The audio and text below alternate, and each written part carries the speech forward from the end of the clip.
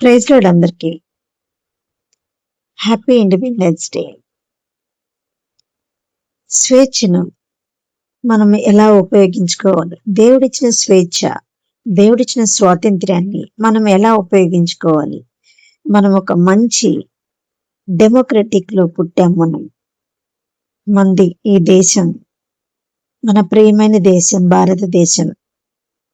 మనం ఎక్కడ పుట్టాలో, ఎక్కడ పెరగాలో, మనల్ని ఎక్కడ నాటాలో దేవుడు ఆయన ప్రణాళికలోనే మనల్ని ఉంచాడు.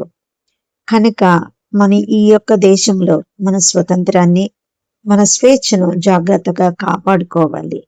దేవుడు మనకిచ్చినటువంటి స్వేచ్ఛ ఇది సపరేట్. ఏంటంటే అందరికీ స్వేచ్ఛ ఇచ్చారు కాదంటల్లా. ఎవరు తమ తమ మార్గాలలో వాళ్ళ స్వేచ్ఛను వాళ్ళు ఎన్నుకుంటారు. కానీ దేవుడు ప్రత్యేకంగా మనకు ఒక స్వేచ్ఛను, స్వాతంత్ర్యాన్ని ఇచ్చాడు.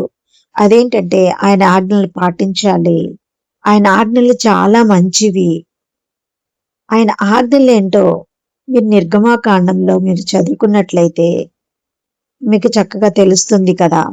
ఆల్రెడీ అందరికీ, క్రైస్తవ జనాంగానందరికీ తెలుసు. దేవుడిచ్చిన స్వేచ్ఛను మనం ఎలా ఉపయోగించుకోవాలి అనేదే మనకి ఇక్కడ కంటెంట్. 1 కొరింథీయుల పత్రికలో అపోస్తులైన పౌలు గారు క్రైస్తవులకు దేవుడిచ్చిన స్వేచ్ఛ గురించి చాలా లోతైన విషయాన్ని బోధించారు. క్రీస్తులో మనకు స్వేచ్ఛ ఉంది, కానీ ఆ స్వేచ్ఛ అంటే నాకు నచ్చినట్లు ఏదైనా చేయవచ్చని కాదు. దేవుడు మనకి ఇచ్చిన స్వేచ్ఛను పాపానికి కాకుండా దేవుని మహిమ కొరకై ఉపయోగించాలి.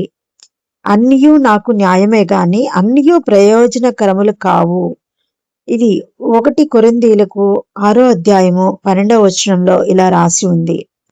స్వేచ్ఛను పాపానికి కారణంగా కాక మార్చుకోకుండా మనం ఏదైనా చేయగల స్వేచ్ఛ ఉన్నప్పటికీ అది మనలను పాపములోనికి తీసుకెళ్తే దానికి దూరంగా ఉండాలి. మనల్ని మనం ఎలా ప్రశ్నించుకోవాలి? నేను చేస్తున్నది నన్ను దేవుని దగ్గరికి చేరుస్తుందా, లేక దేవుని నుండి దూరం చేస్తుందా? నెంబర్ 2 ఏంటంటే స్వేచ్ఛతో పాటు ఆత్మ నిగ్రహం ఉండాలి. పౌలు ఒక ఉదాహరణ ఇచ్చాడు మనకి. ఒక క్రీడాకారుడు తన లక్ష్యాన్ని చేరుకోవడానికి తన శరీరాన్ని నియంత్రించుకుంటాడు. అలాగే క్రైస్తవుడు కూడా తన కోరికలను, మాటలను, ఆలోచనలను నియంత్రించుకోవాలట. స్వేచ్ఛ ఉంది కాబట్టి ప్రతి కోరికను అనుసరించకూడదట. మళ్ళా 3rd పాయింట్ ఏంటంటే మన స్వేచ్ఛ వల్ల ఇతరులకు ఆటంకం కలగకూడదంట.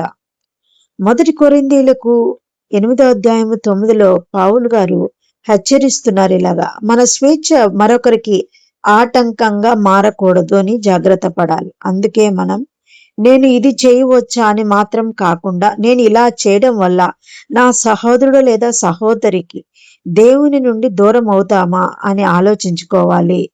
స్వేచ్ఛను ప్రేమతో ఉపయోగించుకోవాలి.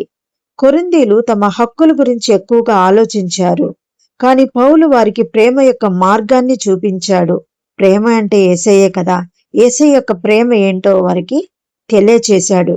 నాకు హక్కు ఉంది కాబట్టి చేస్తాను అని కాదు, నా వల్ల మరొకరికి నష్టం, కష్టం కలగకూడదని ఆలోచించడం.